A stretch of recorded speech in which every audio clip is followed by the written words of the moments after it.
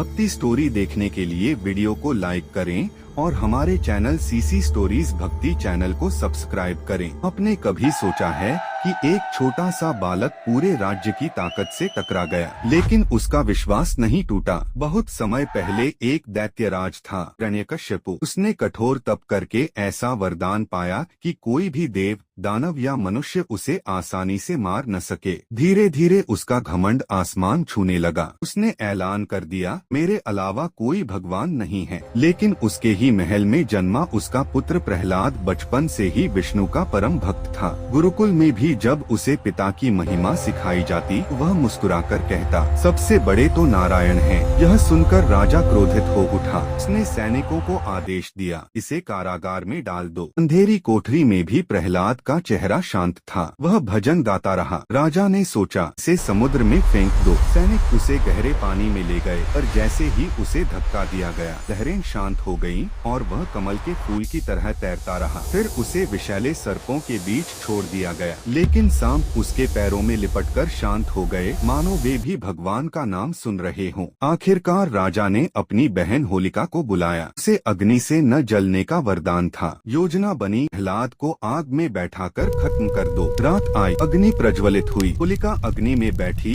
गोद में प्रहलाद। लेकिन इस बार भी बालक के चेहरे पर भय नहीं था, केवल विश्वास। जैसे ही लपटें उठीं, हवा का रुख बदल गया। अग्नि ने अधर्म का साथ नहीं दिया। होलिका जल गई और प्रहलाद सुरक्षित बाहर निकल आया। पूरा राज्य स्तब्ध था। उसी क्षण आकाश में गर्जना हुई। जब हिरण्यकश्यपु ने क्रोध में स्तंभ पर प्रहार किया, तो स्तंभ से प्रकट हुए भगवान नरसिंह अद्भुत और प्रचंड रूप में। संध्या के समय महल की देहरी पर उन्होंने दैत्यराज का अंत किया और धर्म की रक्षा की। उस दिन से हर वर्ष होलिका दहन किया जाता है, ताकि हम याद रखें कि भक्ति और सत्य की हमेशा जीत होती है।